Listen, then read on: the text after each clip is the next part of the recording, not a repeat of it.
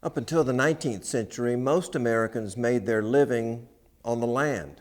Most Americans were farmers, and most of those farmers produced just enough food for their own needs and for perhaps the local neighborhood market. During the first half of the 19th century, however, that changed dramatically, in part because of what some historians refer to as a market revolution.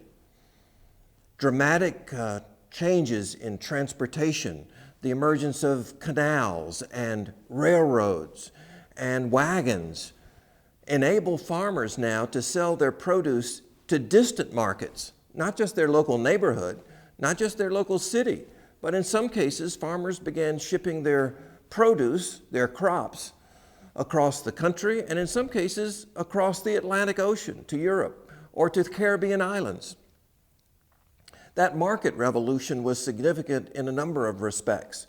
Farming went from being primarily a subsistence economy to a commercial economy.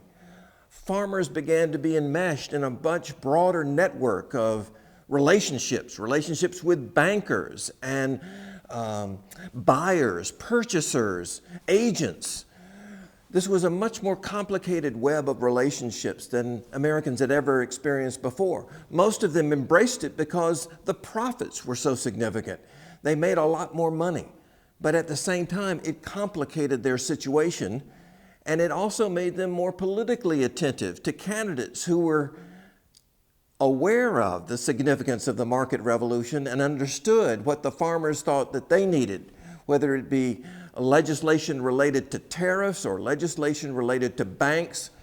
The economic issues of the American political system became much more market-oriented as a result of the market revolution.